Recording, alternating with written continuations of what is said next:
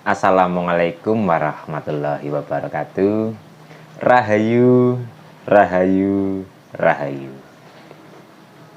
Kali ini saya akan membahas tentang sesuatu yang dialami oleh para pejalan spiritual, oleh para beliau-beliau yang berjalan untuk mengenal dirinya agar mengenal dengan Tuhannya.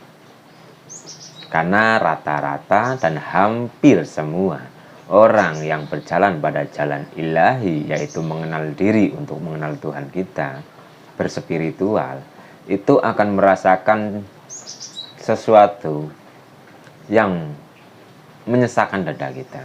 Seperti mungkin dibenci, dicaci maki, dikucilkan, disalahkan, disesat-sesatkan, dan sebagainya. Itu hal yang sangat wajar bagi para pejalan spiritual atau pejalan untuk mengenal diri yang sejati. Itu sangat-sangat wajar. Karena umpamanya seperti ini. Ketika kita terkilir, seumpama jempol kita terkilir, untuk menyembuhkan jempol kita yang terkilir ini kan ada proses pengurutan atau diurut, dipijat.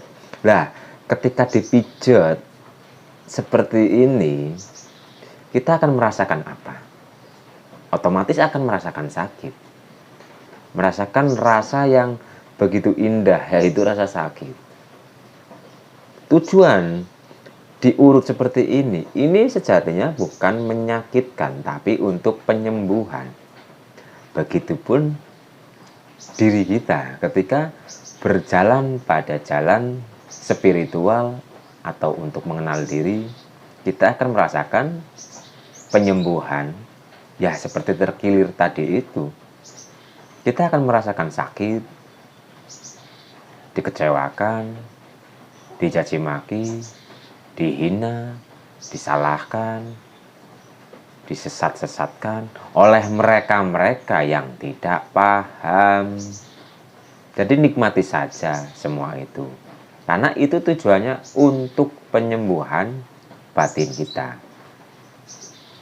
Batin kita selama ini kotor, batin kita selama ini sakit atau banyak penyakit hatinya, batin kita atau diri kita mempunyai sifat-sifat negatif. Lah, ketika kita terjun dalam dunia spiritual, kemakrifatan, otomatis kekotoran-kekotoran itu, penyakit-penyakit itu akan dibersihkan. Jadi proses pembersihannya ya memang sakit. Memang sakit, seperti tadi, seperti tangan kita itu terkilir. Proses penyembuhannya itu sakit. Seperti orang yang akan operasi. Yang operasi mungkin dalam. Tapi kan ada pembedahan kulit di luar. Dijahit, dibedah, dijahit. Itu kan ketika biusnya sudah habis, ya sakit, ya perih. Jadi jangan heran. Dan jangan takut. Nikmati saja prosesnya. Karena sesuatu seperti itu tidak berlaku selamanya. Itu hanya sementara. Sampai benar-benar penyakit batin kita, kekotoran-kekotoran batin kita itu akan bersih. Nikmati saja. Terima semua itu dengan lapang dada. Nikmati prosesnya. Karena itu sudah menjadi hal umum bagi para pejalan. Nikmati saja. Jangan sampai putus asa. Jangan sampai kita dendam. Jangan membenci mereka. Nikmati saja.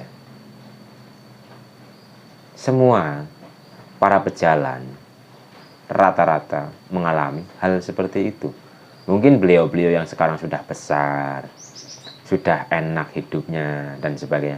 Beliau-beliau dulu-dulunya itu mengalami sesuatu, ya seperti itu juga. Lama atau tidaknya, itu tergantung diri kita. Ketika diri kita dihadapkan dengan rasa yang mungkin menyakitkan, mengecewakan, dicaci maki dan sebagainya, tapi kita tidak menerima, kita tidak ikhlas, kita sering sambat, maka proses itu akan menjadi semakin lama. Kunci agar kita lebih cepat melewati semua itu adalah kita harus menerima semua itu. Kita harus sabar dan kita harus ikhlas dengan semua itu. Maka prosesnya mungkin tidak begitu lama. Tapi ketika kita dihadapkan oleh sesuatu yang membuat diri kita tidak nyaman, dada kita menjadi sesak dan sebagainya, kita malah sambat, dersulo, kita menyalahkan mereka, tidak memaklumi mereka, otomatis perjalanan kita merasakan sesuatu seperti itu akan semakin lama. Jadi terima saja, doakan tentang kebaikan untuk mereka-mereka. Karena Tuhan kita mengirimkan mereka, mengizinkan mereka untuk berbuat demikian. Itu tujuannya adalah untuk mendewasakan jiwa kita, agar jiwa kita tangguh, agar jiwa kita menjadi jiwa para kesatria. Jangan lihat makhluknya, tapi lihatlah hidupnya.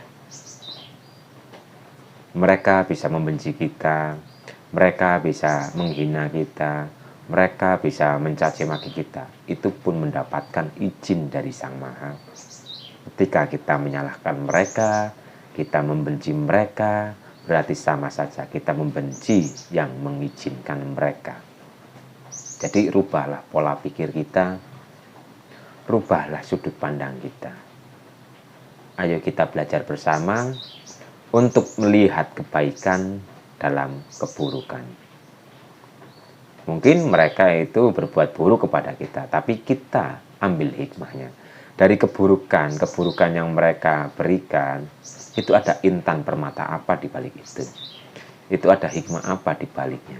Jadi kita harus mencari hikmah di balik semua kejadian.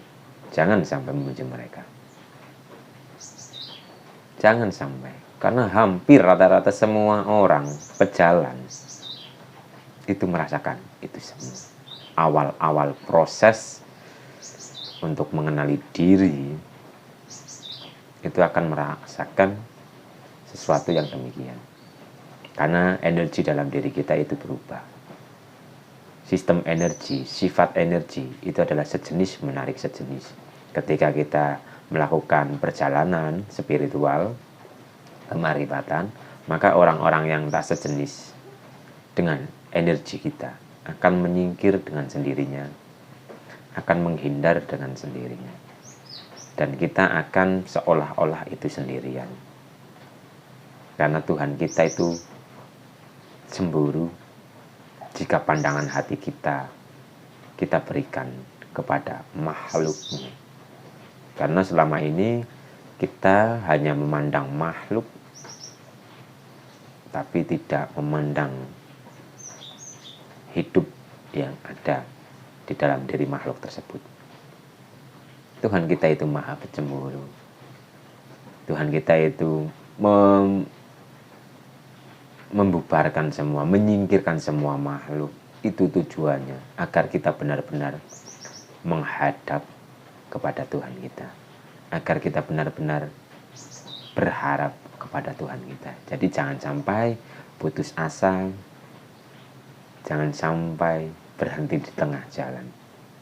Bersyukurlah ketika kita berjalan dalam jalan spiritual, kita dibenci, kita dihina, kita dicaci maki, disalahkan, disesat-sesatkan oleh mereka-mereka.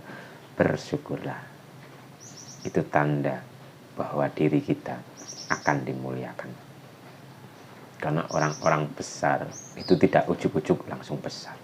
Semua itu butuh proses. Semua itu butuh rasa. Dari rasa-rasa seperti itu, maka jiwa kita akan menjadi tangguh. Jiwa kita akan menjadi kuat. Jadi tetap semangat, jangan sampai putus asa. Karena sudah sangat umum hal seperti itu dirasakan oleh para pejalan sunyi, atau jalan spiritual, atau jalan kemarifatan, atau jalan pengenalan diri. Itu sudah sangat umum. Jadi kita itu tidak sendirian. Banyak teman-teman kita, saudara-saudara kita di luar sana yang sedang melakukan proses seperti itu. Kita itu tidak sendirian. Jadilah berbeda di antara orang lain. Yang penting syaratnya terus berjalan kepada Sang Maha, terus berjalan pada jalan sunyi. Jangan sampai putus asa. Anda luar biasa. Anda itu hebat. Anda itu menjadi pilihan. Menjadi pilihan. Karena orang-orang yang berjalan pada jalan spiritual atau jalan mengenal jati diri itu hanya jiwa-jiwa yang sudah tua. Jiwa-jiwa yang terpilih dan dipilih oleh Tuhan kita. Jadi tetap semangat. Jangan sampai putus asa. Nikmati saja prosesnya. Tujuan bukan utama. Yang utama itu adalah prosesnya. Karena dari kita merasakan proses kejadian seperti itu, kita bisa cerita, kita bisa mengetahui rasanya. Bukan barang katanya, tapi kita merasakan sendiri. Dan pengalaman-pengalaman itu yang akan menjadi bekal di masa depan kita. Pengalaman-pengalaman itu yang akan menjadi bekal kehidupan kita. Terus berjalan pada jalan yang lurus. Jangan putus asa. Tetap semangat. Anda luar biasa. Anda itu hebat. Bersyukurlah Anda telah terpilih dan Anda dicurahkan rahmat kasih sayang serta anugerahnya oleh Tuhan kita, sehingga kita diberi kekuatan, diberi kemampuan untuk melewati rintangan-rintangan yang kita hadapi ini. Terus hadapkan wajah kita kepada Tuhan kita. Kita semua sudah diberi anugerah yang begitu luar biasa, karena ilmu kemarifatan, para pejalan kemarifatan itu mendapatkan anugerah yang begitu luar biasa. Orang-orang terfokus kepada selain Tuhan, yaitu makhluk, jabatan, pangkat, uang, dan sebagainya. Tapi kita diberi anugerah kerinduan, anugerah cinta oleh Sang Maha, sehingga kita terjun dalam dunia spiritual, dalam dunia kemakrifatan, atau dalam jalan jati diri. Oke, mungkin itu dulu yang bisa saya sampaikan. Intinya, jangan kaget, jangan heran ketika kita berbuat kebaikan tapi kita disalahkan, kita berbuat kebaikan tapi kita dihina dan sebagainya. Jangan kaget, jangan heran, karena teman-teman kita, saudara-saudara kita di luar sana itu pun mengalami seperti itu. Tetap semangat dan jangan putus asa. Assalamualaikum warahmatullahi wabarakatuh. Rahayu, rahayu, rahayu.